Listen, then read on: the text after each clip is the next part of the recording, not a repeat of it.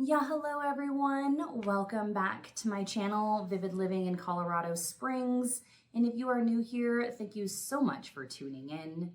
So I know that when you are moving, it can be a bit overwhelming because you got to think about the when, the where, and the how. So in today's video, I'm going to be covering some of the more popular areas people tend to gravitate to when they're moving to the Colorado Springs area. So let's get into it.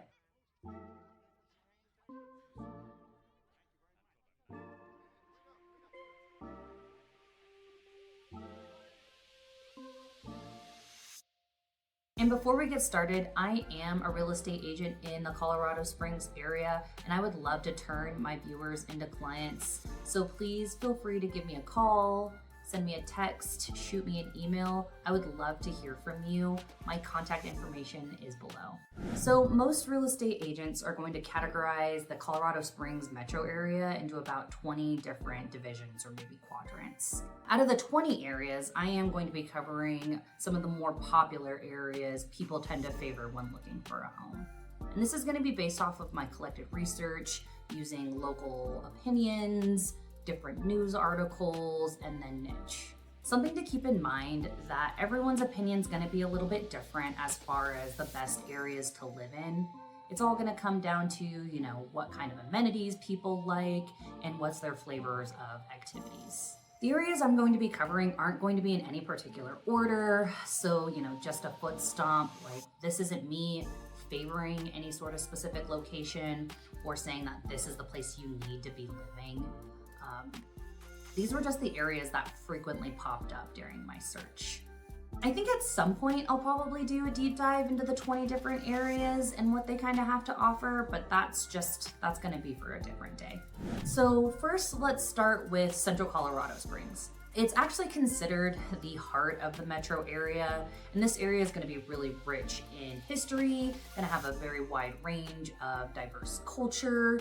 So because of this, it's not going to just be a really popular area for new homeowners, but it's also going to be a must-see destination for tourists as well. Central Colorado Springs is going to be a really popular destination for new homeowners due to its convenient access to a very diverse lifestyle. This is going to encompass any sort of outdoor recreation activity, shopping, whether it be commercial or local, and then a wide range of cultural experiences. Being in the heart of Colorado Springs is going to get you quick access to Tejon Street in the downtown area.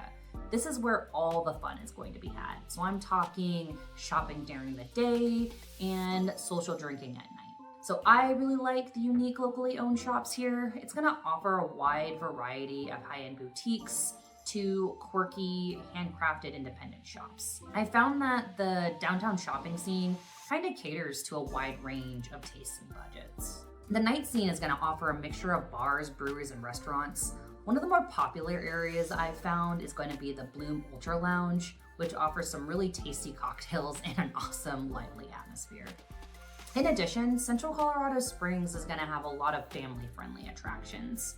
Being in Central Colorado Springs is going to have you close to the U.S. Olympic and Paralympic Museum, the Pikes Peak Performing Arts Center, and then a couple farmers markets.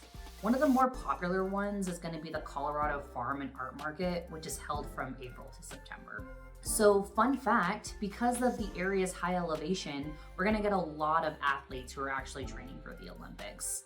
The training center is attached to the U.S. Olympic Museum, and that's going to offer all sorts of resources and supports for those athletes. Outdoor enthusiasts shouldn't overlook Central Colorado Springs either. Despite its central location, it is going to be really close to Red Rock Canyon and Garden of the Gods, which, if you've watched any of my previous videos, both of these locations are going to offer exceptional hiking and outdoor adventures.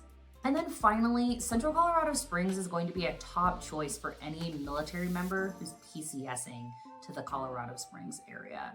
And this is going to be because it's close to all of the military installations, except maybe Schriever Air Force Base, which is located more on the east side of the Springs.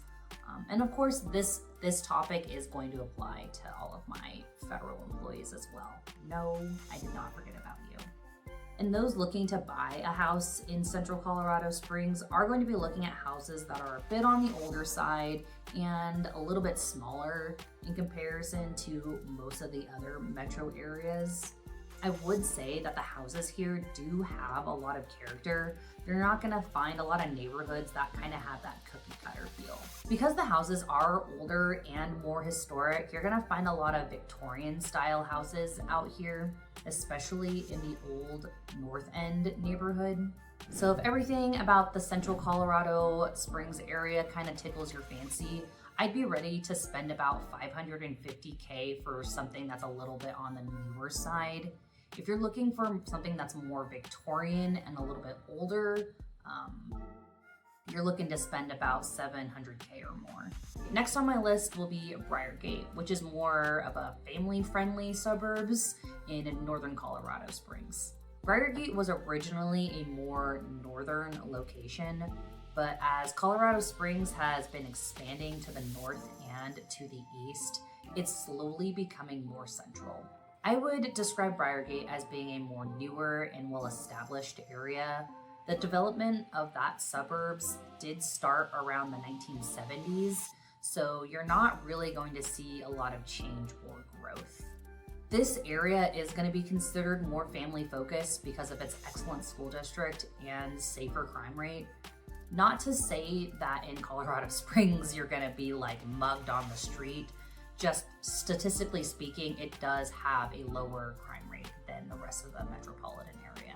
Briargate is going to fall under School District 20, which is rated as the number 3 school district in all of Colorado Springs. The overall grade is going to be based on factors like quality of its teachers, student academic success, and administration, and different factors like that. I use Niche for my school reviews, but I do know that there are a lot of different resources out there. I don't have kids and I don't have friends that have kids either. So if you're a parent and you're looking for a school district or a school with specific criteria, I do recommend doing your research before you move here. For anyone who's going to be working out at the Air Force Academy, Briargate's going to be one of my top recommendations. If you're like me and you hate long commutes, then this area is only going to be about a 10-minute drive to the South Gate. If I had to describe Briargate, I would say it has more of a suburb type feel. So you're gonna have more open spaces and parks versus, the mountains or the forest for your outdoor adventures. John Venenzia Park tends to be a really popular outing for families during the summer because it does have a lot of really cool playgrounds and even an awesome little watering hole. Briargate is also home to the Chapel Hill Mall. And visiting this was a really interesting experience. I honestly thought that malls were like a dying breed. I would say it's a great place to entertain your kids. It has an indoor arcade, a glow-in-the-dark golf course, and a massive pickleball court. Houses in the Briargate area are going to be relatively large, averaging around 3,000 square feet. Most of the homes are going to be multi-story, large basements, and with 2 to 3 car garages. So perfect for any large family or families looking to grow. The area is going to offer a wide range of houses, starting from like the normal cookie cutter neighborhoods to neighborhoods that are more modern and large. I typically enjoy this area the most because the houses themselves are going to be a lot newer, but the neighborhoods are going to be more established. If you're a family looking to move here, just be ready for a price point that starts at about $550K. Changing pace a little bit, we'll talk about the Broadmoor. The Broadmoor is located in southwest Colorado Springs at the foothill of the Cheyenne Mountains. Typically, the Broadmoor is going to fall under the southwest area of Colorado Springs when you're talking with other real estate agents. But because the Broadmoor is so unique, I kind of wanted to just, talk about it by itself. This area is considered to be one of the most exclusive and prestigious neighborhoods in the city. It's known for its custom homes, its beautiful scenery, and luxurious living. Most of Colorado Springs' cultural attractions are actually going to be located in the southwest area, so anyone who's living in the Broadmoor neighborhoods isn't going to be lacking for anything to do on the weekends. So living at the base of Cheyenne Mountain is going to limit some of your commercial shopping, but you're kind of trading that for a more luxurious shopping experience and a wider range of outdoor hiking. Overall, it's not the best location-wise. Getting to anything on the east side of Colorado Springs is going to be relatively difficult. But keep in mind, this is coming from someone who really doesn't like driving more than necessary. However, the Broadmoor is going to be closer to Manitou Springs and downtown Colorado Springs as well. This is going to offer a more diverse experience versus the typical commercial shopping centers. The closest base is going to be Fort Carson. Depending on where you are in the Broadmoor neighborhood, it's going to be about a 20-minute drive to the main gate. There are more affordable options in the southwest area of Colorado Springs, but if you're able to find something within your price range, like, this is not a bad option. The most well-known attraction in that area is going to be the Broadmoor Resort. It's going to offer the perfect deluxe staycation. The resort itself is going to have a wide range of restaurants and cafes, so you'll never have to step foot off the grounds if you don't want to. So you're going to find that most of the houses here are going to be custom built on spacious lots. Due to the exclusivity and the desirability of the location, you're going to find that this area of Colorado Springs is going to have some of the highest prices. If you're interested in buying a McMansion here, you're easily going to drop $1 million. So next up is going to be the Powers and Banning Lewis Ranch area. I did decide to combine these two together because in my opinion, they're kind of the same thing. They're both urban, dynamic, and rapidly growing. Similar to Briargate, you're gonna get more of a suburban, modern type feel. Except in this area, all the houses are going to be built in the early 2000s or newer. Between the two areas, Powers is going to be a little bit more developed. So the houses there are going to be built in the 1980s versus the early 2000s. Something to keep in mind if you are considering or thinking about buying a house in this area is that Colorado Springs is quickly expanding to the east towards Peyton and Falcon. So in my opinion, if I had to shake my magic 8-ball, I do think Powers and Banning Lewis Ranch is going to become more central. The main attraction in these areas is going to be the Powers Corridor, which is basically just a really long throughway that runs north and south of Colorado Springs and has a bunch of commercial shopping centers. So the Powers Corridor is going to be home to some of the larger, more commercial box stores, restaurants, and bars. You might find some smaller, unique boutiques sprinkled in here and there, but it's predominantly going to be stores like Kohl's, Target, and Costco. So if you are looking for an area of convenience, the Powers Corridor is going to be for you.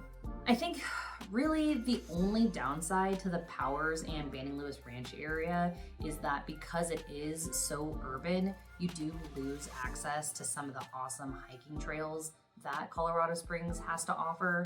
The closest outdoor adventure you're going to be able to find is going to be in the Black Forest region up north. Location-wise, if I was working out at Peterson Space Force Base, Powers and Banning Lewis Ranch would be my top pick because you can easily get to the front gate within about 10 minutes, depending on where you are in the area. Finally, this area is the closest area to the airport, so if you're any sort of traveling professional, you'll definitely want to add these suburbs to your list. So as I mentioned earlier, a lot of these houses are going to be newer. So if you're looking for maybe some sort of like new construction where you can do your own little custom build, or if you're just looking for a house that hasn't really been lived in too much, this is probably going to be the best area for you. So in general, this area will be really, really good for families looking to like maybe buy their first new home, or maybe a family looking to upgrade to something a little bit bigger and better. Because the area here is still developing, I feel like it just kind of feels a little bit less established. You're gonna have smaller trees and smaller yards. And if you haven't been able to tell yet, I love me some trees. Most of the houses in this area are gonna feel a little bit more cookie cutter than the rest of Colorado Springs, But the nice part about that is if you do decide to sell your house a little bit farther down the line, this is gonna help stabilize prices. Overall, the Powers and Banning Lewis Ranch area is the cheapest area on my list. So if this area checks all the boxes for you, you should be looking to bring about $470K to the table. Last on my list is going to be Northgate, which is located in northern Colorado Springs. This area has also experienced significant amount of growth and is home to one of the top suburbs on niche. The thing I like most about Northgate is it's gonna offer some of the best views of Pikes Peak and the Front Range Mountains.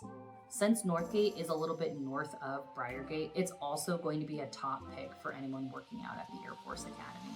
This area is going to be really close to Monument, Black Forest, and Briargate, which is going to give you really easy access to all those different amenities as well. I do find that most of the shopping here is going to be relatively commercialized, so you're gonna have a lot more of the larger box stores as well. This area is located more outside of the metro area, so you're gonna get more of a slower lifestyle. It's still gonna kind of feel suburban, but it's just gonna in general have a slower pace.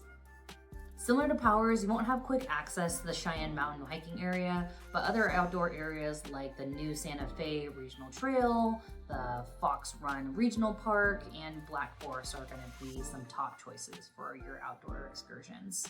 It's also home to the Ford Amphitheater, so for anyone who enjoys those live outdoor concerts, this is going to be one of Northgate's strongest perks. The amphitheater is a newer addition to Colorado Springs, so I'm really hoping it brings in some new big name musicians. I was actually surprised at the variety of houses here. When I was exploring the area, I was expecting something a little bit more cookie cutter like the Powers or Banning Lewis Ranch area. But surprisingly enough, a lot of the houses here were all modern, but all had kind of a different type of flavor. You'll have houses here that are new on a lot of land, or you'll have some houses here in more of the suburban type feel where you can kind of see your neighbor. Because Northgate is still growing, a majority of the houses here are going to be newer. So again, you're looking at early 2000s and up. I do think that the main reason why this area tends to be a really popular place to live is because again, it is relatively outside of the hustle and bustle of the major Colorado Spring area, but it's still close enough that you still feel included and have easy access to the city. If you're looking to buy a house in this area, I would expect to be spending about $650K. If you're looking to buy a house with some land, you're looking at spending about $950K. All right, everyone, that is going to be it for today's video. Thank you so much again for tuning in. I really do hope I was able to find an area that kind of piqued your interest. If you're interested in more neighborhood content, maybe check out this one here. This one's going to be all about neighborhoods that are around each military installation in the Colorado Springs area. And keep in mind, everyone, supporting me is free, so please feel free to give this video a thumbs up and subscribe to my channel for weekly updates. And I'll see you in the next one.